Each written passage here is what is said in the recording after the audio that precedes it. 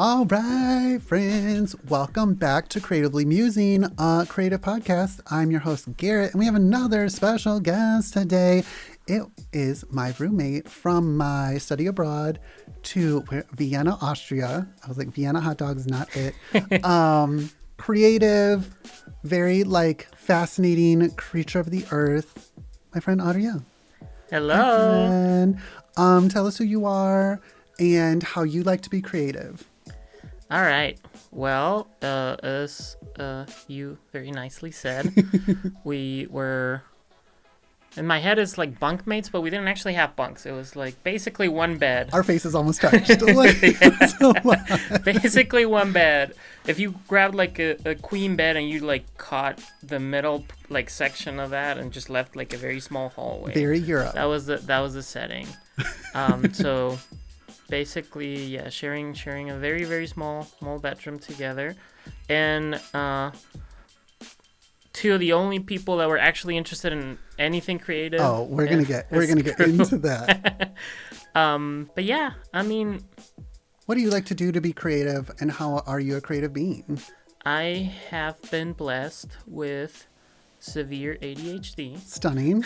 Okay. Which has made me have a variety of interests. I have worked in music production, made electronic music. I have worked in film, doing production design for one feature film and a bunch of short films. Okay. Most of that work unpaid, but still creative. Life of an artist. Life of an artist. Life of an artist. And I am currently trying to transfer to a 4-year college and do a technology of art degree, basically arts and entertainment technologies. Ooh. So, yeah. The full title is very fancy. It is. It sounds very fancy. Yes. All right. So we're roommates. Mm-hmm. We were the aunties. We had our neckbands. We had cute clothes. We were art people for art. And I have to start off by saying, as a introverted extrovert, I am a sociable introvert. I like to be by myself. I like to explore the world by myself, but I can be in social situations and I crave to do things. Ariel is one of those people that's like, hey, I'm going to do this bomb ass thing. Like, it's going to be sick as fuck. You want to go? Your feelings were never hurt if I was like, I'm an old lady. I got to go to bed. Or you always offered up things that I probably would have never done by myself, but got to experience. And Ariel's one of those people. She's the girl. She's going to make sure you are taken care of. Watching somebody try to drink wine underneath a rail bridge in the evening, dressed up, wild. It was a vibe. How did you find out or get interest in the study abroad? What got you into doing that specific study abroad for art appreciation? Well, I will say that I found a flyer in my Design 1 class last semester, or actually it was in, spring 2023. Okay. I don't even know what the date is. Yeah. They had a bunch of brochures, and I picked the one that was okay, this sounds like something that I could potentially do. I had, as you know, a friend already in Vienna, which happened to be very convenient, and just had been planning to do a Euro trip no matter what. I remember I told my sister before she even got pregnant, I'm gonna go to Europe the next year. Okay. And then while we were in Europe, my sister gave birth, and she was pissed that I wasn't there. And I was like, I told you, even before you got pregnant, I told you I was gonna go to Europe. So it was more about that trip. More about going to Europe specifically, but that is something that I feel like I have been thinking about for a while, ever since I went to New York City a few years ago for the first time, and I went to MoMA, and I started to think about hey, being from Mexico City has a booming art scene, but you don't get to see all that art. And I mean, a place like Vienna has the same, a similar population than Austin. It has fucking what? We went to 15 museums or something. 6,000 art museums, right. Little art bubbles, everywhere. And it was not traditional art. It was just creative beings existing in the same space. Right. Everywhere. Favorite part, least favorite part of our study abroad? All right. Favorite part. You can have more than one. I can go first, so you can like really get into it. Least favorite part is traveling with straight boys. Yes. We had 2 boys in our group. We were the queer people. We were the non-binary people that were gonna have our cute earrings, have our cute skirts, dresses, whatever. These boys were wealthy parents. I believe that I'm important because my parents tell me I am number one kind of boys. One was very racist at one point. The other one, I don't know if he had just turned old enough to drink, but he was getting masted all the time. And folks, like, we would be going to like 2 art museums. Like, we went to a full day of stuff every day. Yeah. I was holding on for dear life. Like, there was days where I was like, sweet mother of God, I need to not look at art. I need to not be around crowds of people. And so like my least favorite part was probably the boys and the amount of people that were on our study abroad that had no interest in art. It was cool because it was a beautiful place. And I understand that a study abroad for younger people, it's about, I'm traveling, I'm 18 and I'm traveling. But we were doing such fascinating stuff. To see one of the world's largest collections of crystals and like stones and minerals and know that it was collected by a man, like the crystal girl of the century is a man, fascinated me. Like there was always something of interest that could interest anybody else. Like, did I care about Jesus being stabbed one more time? Hell no. Like that we were in this perpetual like dungeon of Jesus being stabbed all the time. And then all of a sudden, it was wild. My favorite part, for our viewers, you'll get to see this. For our listeners, go to YouTube. My favorite part is when we stumbled into, I had asked Ariel to bring something from our trip. And so I had a little bit extra time and I could like pick out my things, curate my things. One of my favorite things was when we were walking home from having this bomb pizza. That place was fantastic. It was lit. That's the best pizza I've had. There was like 6 or 7 of us, but 3 of us were like meandering behind. The third auntie of our group of 3, Alyssa, had hurt her ankle or something. She was slow moving. Something had happened, so we were moving slow. We were also just being old. Like we were just like, and it's a beautiful city. So like you can literally just take your time and meander, because also the public transportation was lit. That was probably my second favorite thing, was public transportation. But we walked into this art studio that was still like a master with apprentices. And it's fascinating to see that dynamic still. Right. Like you don't see that in the US. Like you don't see a master still trying to support young people, and then those young people help them with their work as they age. And this woman's out here painting with skateboards, making her own wheels and then painting with those. And we walked in and we're like, hell yeah. We're just meandering, folks. We're going down this beautiful street and we just walk in. And on the wall, there is a set of 3. One large collection of 3 of the same colors, however, printed in different spaces. And so myself, Ariel, and Alyssa, we got these babies. And mine is a laundromat, but there was like one in a mall, like food court. And then what was the other one? There's the laundromat, the one with the mall, and then... Is it a theater or something? They were like public places, but the energies, whatever the third one was, there's energies that match each of our personalities. And so we got to have a one-on-one experience with real artists. We got to support a young artist who printed this. And when we came home, no matter the tchotchkes, no matter the itsy bitsy spiders that we found everywhere, and like the silliness, we had specialty pieces you'll never be able to find anywhere else. They'll never be produced in this color and in this set ever again. And in my home, only 2 other people that I shared this experience with have that experience. And also it being the people I had the most fun with. Like I had fun with many people on the trip, but we could have been on our own trip just vibing and nobody could have told the difference. Would we have stayed at that hostel? Probably not. Definitely not. Definitely not. And that's the thing too, like when you ask least favorite part, like I don't know. It's hard. There were some really, the highs were high and the lows were low. When it went down Like, real fast. when I was taking this summer course because I thought, of course, I can take an extra class aside from my study abroad course. Oh, I forgot about this. The night that I was trying to do that, they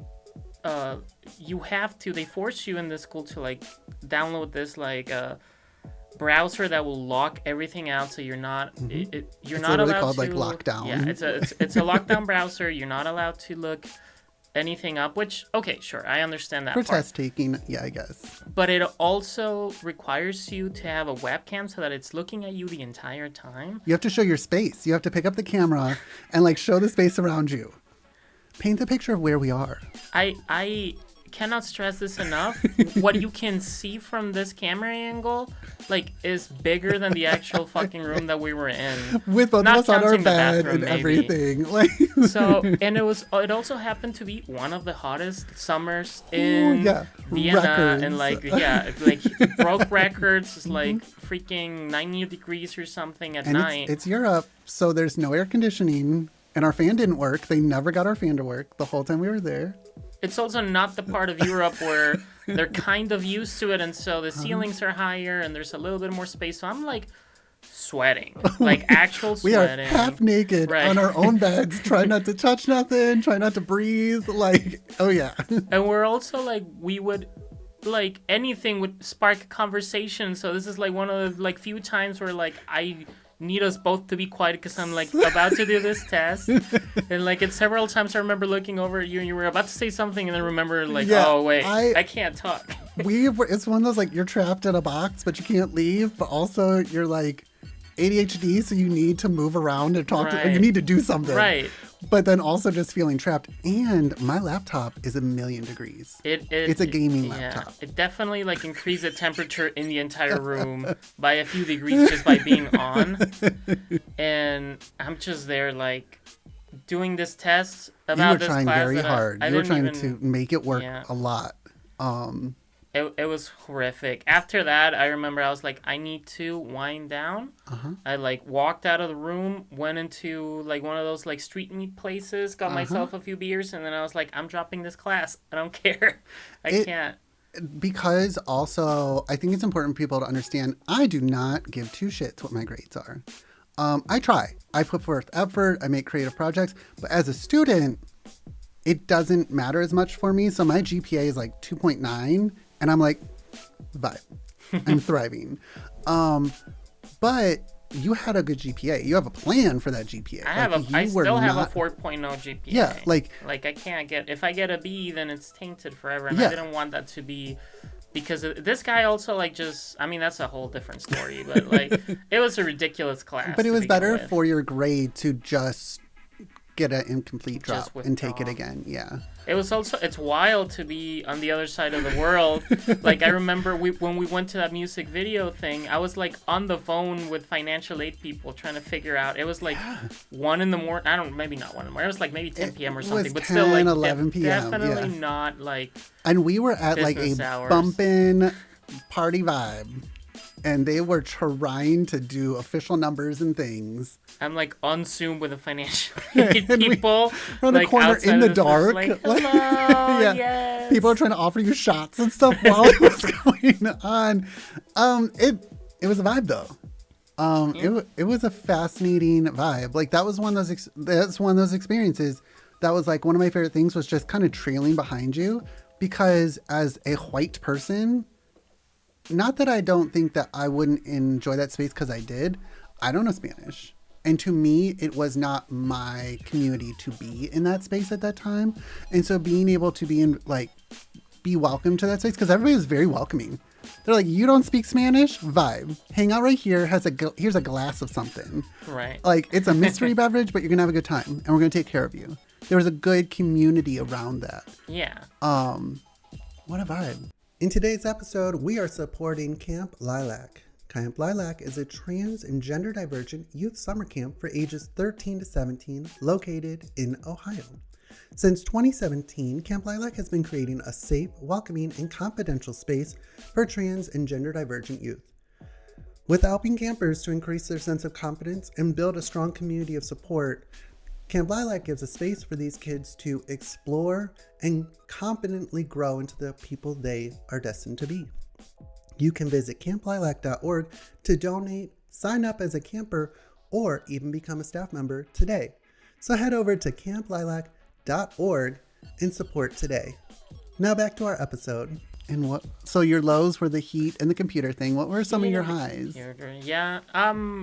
I mean, first thing that comes to mind is that I have another one, and I cannot wait because I bet it's going to be one of your top 5. Okay.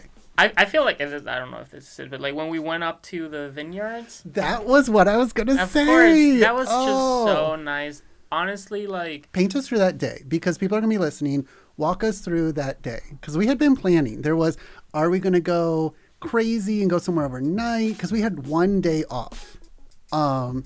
So we have a plan. We know we're going. People can come along if they want, or they can fuck right off and go do whatever they want. Nobody wanted to come with us for some reason. Yeah. Also, this is kind of funny to me. I feel like by that point, it was what, like the first weekend or something? We had been there for a minute. The day that was in the middle of all of it. We had been there for like a whole week by that point. And I feel like there had been like already plenty of instances of you and I being like, we're going to do this cool thing. People not wanting to tag along and then being completely regretting not tagging along. They went shopping, yeah, like normal human shopping, which we are. Mind you, there was days already scheduled where shopping in unique places was on our schedule. So they chose to waste our only day off where we could basically at 24 hours to go do things. And we were like, hell nah, we're going to go to Hungary. We're going to go do something. Some people went about 2 hours away. Didn't seem worth it to me. But like they got on a train and got lost like for like 24 hours. Plenty of people got on trains and got lost even when they didn't have time to do that. But that's... Even if because public transportation was so good, if we missed a stop or we missed a train, you could get on the next one and usually be within a 5-minute window. I feel like 5-10 minute, like even if we went to breakfast for everyone, we would still get there in an appropriate time to not really be late. Right. The boys, tomfoolery. Hullabaloo. I mean, it's disrespectful to the group.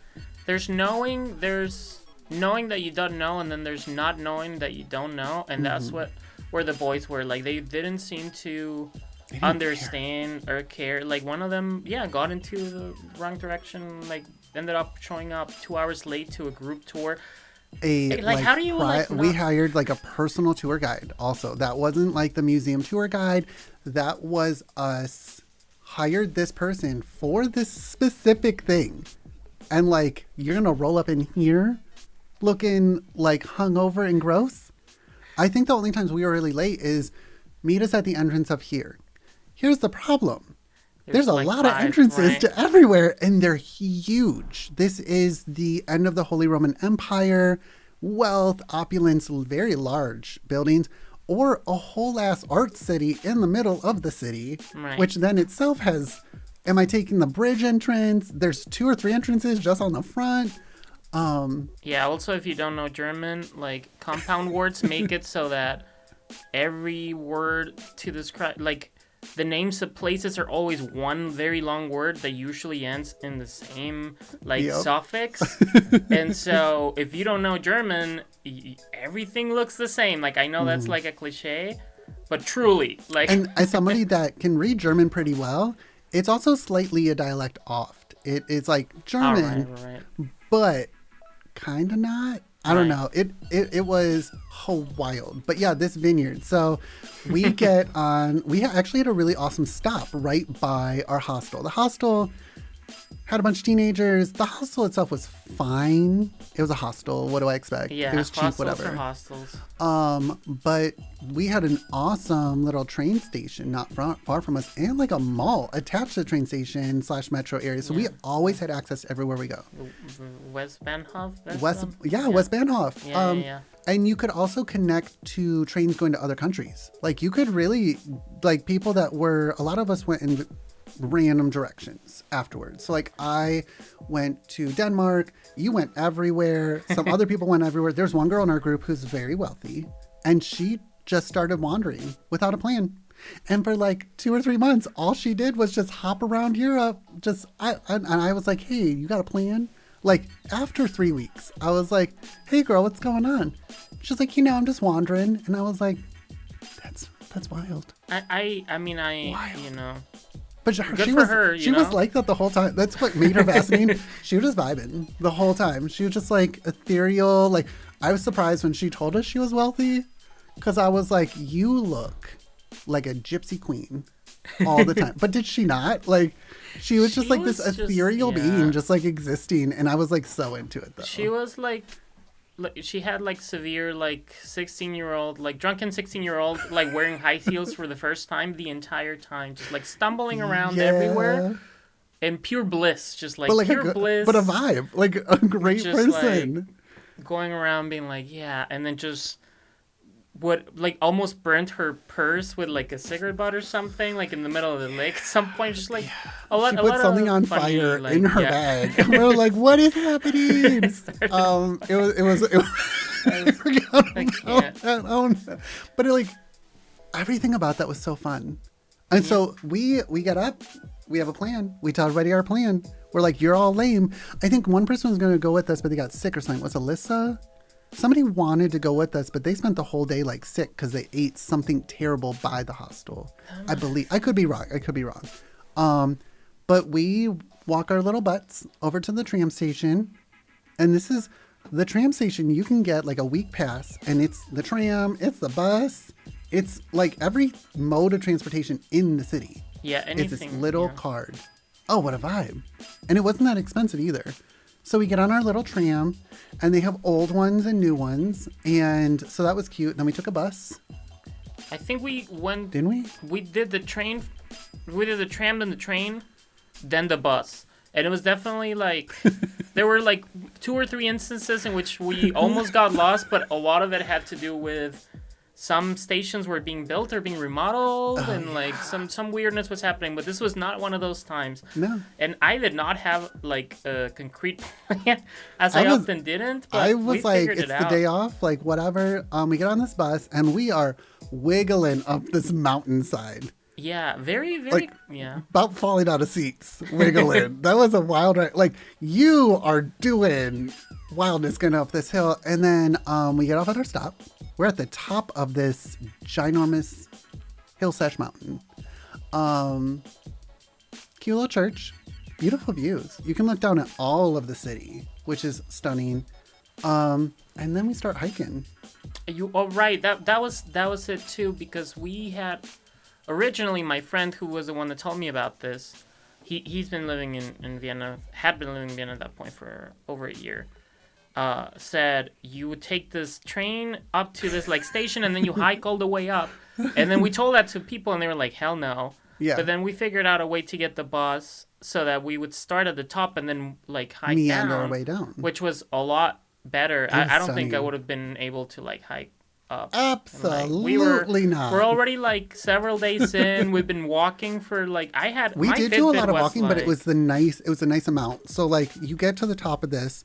And then it's wooded area, but like beautiful flowers, mosses, like very aesthetic walk. Yeah.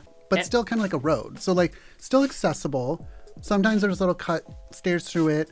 But this is a meandering charcuterie and wine vineyard road. So we burst out of the woods delicately. I'll throw some pictures out because we look like we're vibing. We're just happy clams. It was a gorgeous day. It was the perfect day for it. And what you do is there'll be a big old gate with a vineyard. Yeah. And you just walk your butt in, and they have spaces set up. So you're at a table. They had pre-made charcuteries. You could like buy wine by the bottle or the glass. They had champagnes at some. And there's multiple of them as you go down this huge hill. We only stopped at 2. But we did find out there was a little wine train that will take you specifically to the vineyards. But I think that I liked the meandering down more. Better than like, because you had beautiful views. You could see like the Danube cutting through everything. It was really nice. And then just like the nature was nice. But like, I'm not a huge wine drinker. I love champagne, but wine's whatever. So like to just sit there and be able to take like 15, 30-minute breaks. And you can also reserve these spots. So we would have to be double checking on tables and the times in military time to make sure we're not taking someone's spot. Or Right. it would be like, okay, there's 30 minutes till I get here. You can still sit here kind of thing. That was lovely. It was really nice. They apparently, these places, the wineries themselves will produce like their yearly wine, or there's like a name for it, and then they'll just give you this like very fresh wine. But yeah, I mean, by that point, I had been drinking the entire time I had been in Europe.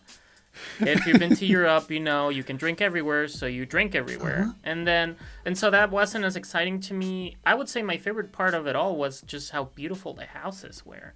On our way down, do you remember we saw this like house that had like an aviary? I forgot. We're not even there yet. So we get through all the vineyards and we walk, like the road goes into a neighborhood. Like you're just all of a sudden in the city. And yeah, there was, for those that know flowers, it was the first time I'd ever seen Crispidia or Billy Balls used as a plant in like a hedge by itself. The aviary, a person's whole front yard, was this really large and densely foliaged aviary. Like what the wealth? Also, people had like sculptures, like large sculptures in their yards. And the houses were just beautiful. Yeah, the houses were just Stunning. really, really beautiful.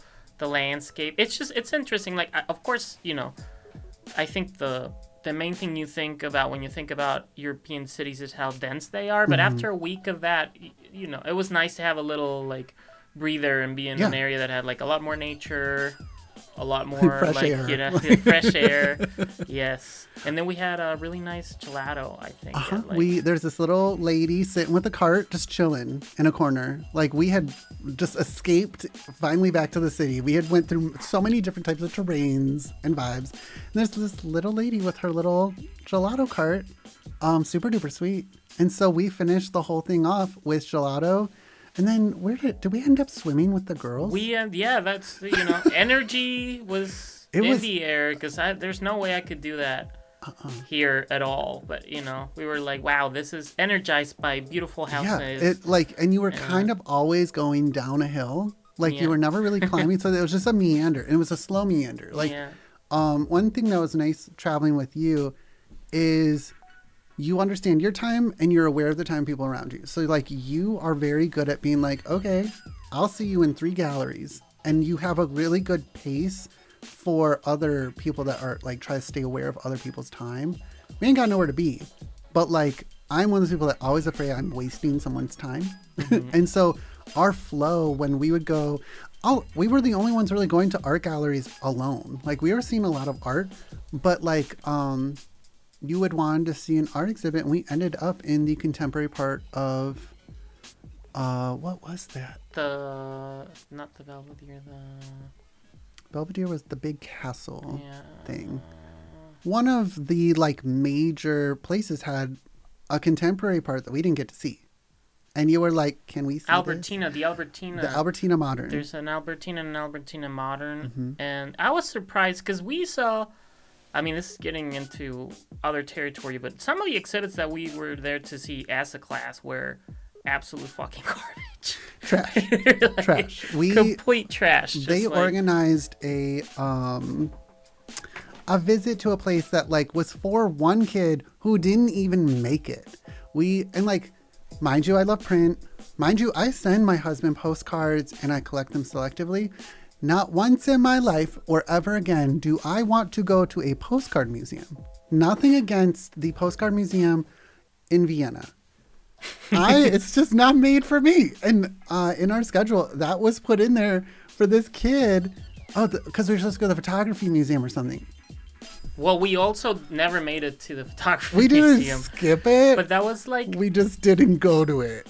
There was just very odd choices. That was the Beatles exhibit at the photography museum. Like Beatles pictures, like... It is stuff that you've seen in many different places, many, many different times. Nothing innovative about it. While our asses are sitting in a cube of people creating their own languages of communication that are like nonverbal or verbal in ways that like other humans don't interact. Like, that is art. Give me that art. I do not need to see the Beatles in a black and white photo again. Yeah, there was definitely I mean, I loved doing that trip with Dawn, and like I loved her like Dawn was a vibe. I wish that you could see where Dawn's comforts were in more of that Baroque or like specific kind of art.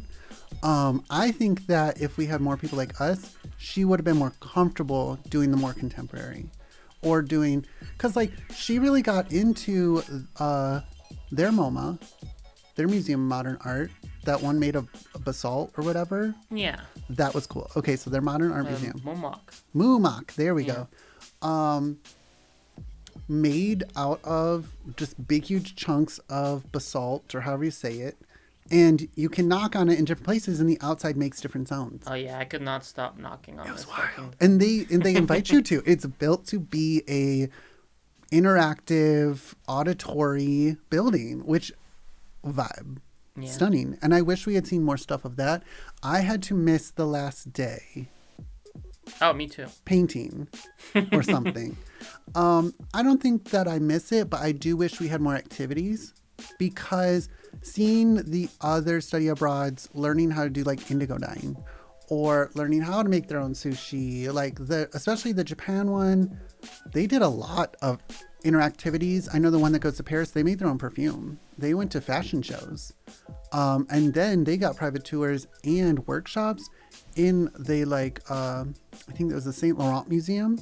They had their own workshops there. I'm not saying, because our appreciation is a little bit harder, but like you can split us into two groups.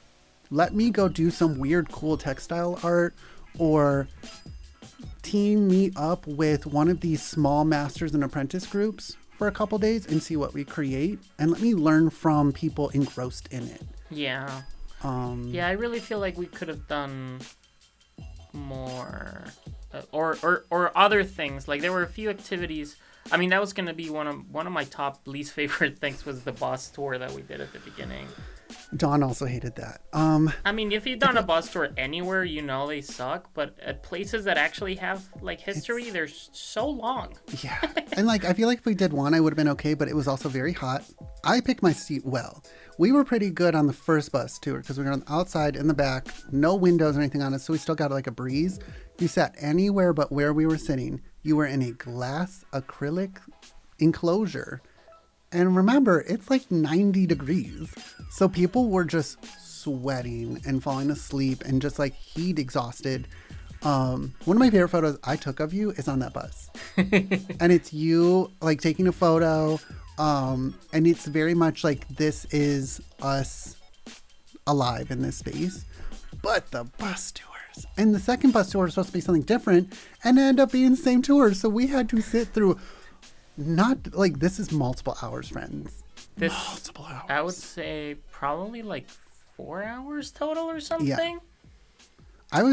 Another thing I wish was better, because the story is interesting, is that the castle with the rose gardens. Mm-hmm. So boring.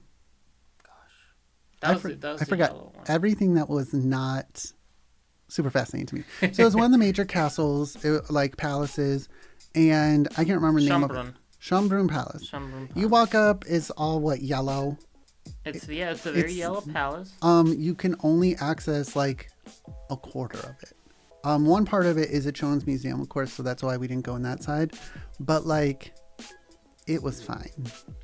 It was okay, you know. If you've seen Beauty and the Beast, the core, that was like. How dare you speak poorly on Beauty and the Beast? I mean, you know. There was things that were beautiful. Seeing the ballrooms and stuff was really beautiful. That was the beautiful part of it, that it looked like Beauty and the Beast. But there was just so much of it that was just, you can tell where they try to keep historical museum and where they try to make money, like where they try to sell historical things, because like. Yeah. I don't know. One of my favorite things about the entire experience was how self-aware most of the tour guides were. Like they could be like, oh, this artist actually was a Nazi and like you shouldn't like his stuff, or this person's problematic. We like broke into this conversation with this guy at the Albertina about Picasso and like the newer like Picasso exhibit in like the Brooklyn Museum, I think, that like looks at how Picasso is a misogynist. You know, like that makes a lot to me. That was really interesting. The Schönbrunn people were like, these people were fantastic rulers. Wealthy. Yeah, like they were beautiful, you know, like not very critical about anything. So. And also, like, I enjoy history, but like I like how history is delivered differently, I think. Because also on this study abroad, we were given like a journal task each day, which was never hard. It was like, pick a piece of art, break it down. Oh, I forgot about my journal. Ooh, look at that segue. But yeah. And so it'd be simple, like pick out 2 pieces of art and compare them or contrast them, or it was very, very simple stuff. And I think I ended up choosing the austerity of the emperor's room because he was a very austere man. It was like, here's my wood bed next to my wood like desk next to my wood table, like, and then to think that someone like Marie Antoinette came from that space was wild. And maybe that's why she had such bad spending, because they did live an opulent life, but like there was such simplicity. Even though it was nicely done stuff, it was still pretty simple. Because like one room was all emerald green, but like it was floor to ceiling woodwork and textured emerald green, or like the peacock room or whatever. It was all old gold and peacocks wallpaper. Did you see that room? I went into everything. I touched everything. I found a bathroom in a curve of a wall, and I didn't find it. An old man. I was just standing, taking photos as you do, and this man came up and he like pushed the wall, and it was a public bathroom, and it was kind of like a huge curved wall, and a chunk of the curve opened up, and then he went in. There's like little bathroom signs and stuff. Not once in my life would I have been able to tell you there was a bathroom or a door or like not a solid wall. Neat. Right. But like still austere. The Belvedere though, whoa, she was stunning. She was, just because it was like a small man syndrome situation, the wildness of it, I think, is the reason of that. Like, you are too small. You are not man enough to be the military man everybody wants. Like, that's why I think that place is so pretty. Because that makes sense. He had to really show off his money for being a small man, especially in a world where large men ruled everything. What a beautiful collection, though. Yeah. That one, I liked that there was also modern day tie-ins to that place. Like they had the signing of the neutrality. Of the neutrality treaty in Vienna. Yeah, that was interesting. Like fascinating. And then standing in a room that is like beyond priceless. But we also would adventure into cool places. Like we went to, I think it was called Gate. That's what was on my bag. So that's what I'm going to say it was called. And it was a gay sex shop that was also an art gallery. So we wander. We are wanderers. Because like the room was always so hot. And the hotter I am sweating in these sheets that I can't wash, because also the washing machine and stuff was dead. I want to be out. The laundry situation, most things are better in Vienna than they are in the United States, anywhere that I've ever been. Laundry is not one of them. Nope, they did not thrive at laundry. They did thrive at water.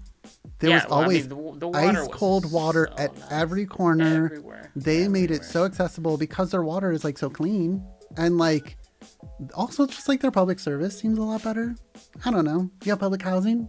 Yeah, the public housing was being able to like ridiculous. Being able to go there for school and not go bankrupt trying to attend an international school. Wild.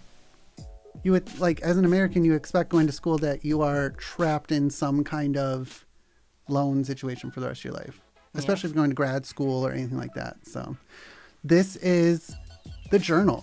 Tell us about your journal. Oh, yeah. I have a little, like, entry thing.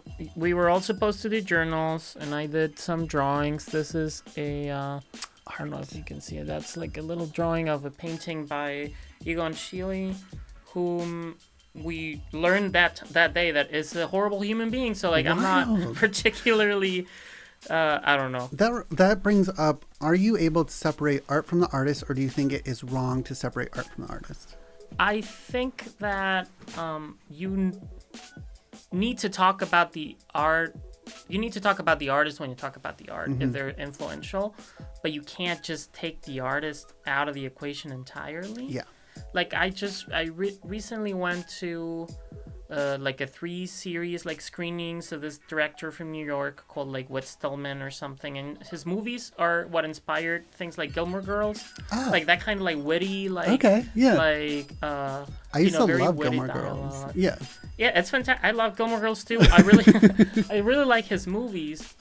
But then they had an introduction, like the main person in Austin Film Society, like the curator came out and was like, this guy is super influential, yada yada. He influenced a lot of different things. But then she also just didn't really talk about. I mean, this guy's movies are very much influenced by movies by like Woody Allen, for example, right? Okay. Is Woody Allen a horrible human being? Yes, without a doubt. But you can't just say, he didn't influence these people, right? Like, you put something out into the world, and it's gonna ripple in many different ways. And it is like, I feel if you're going to do any kind of serious art criticism, or even just as a consumer, like, you need to understand everything around it, right? Yeah. Then that means like not just taking what's good or just taking what's bad, or not cutting out. It's being like, okay, well, this is fantastic and I love it, and also it's problematic because this and that. That is my take on it. Like Egon Schiele, for example, his paintings are fantastic. And the effect on mental illness, sexuality, gender. Right. Very huge impact, especially for the time. Wild human. But also look at Gustav Klimt. Terrible human. Right. Terrible man. Horrible. But the work is beautiful. And like the way that the work is able to influence and create even better artists. Great.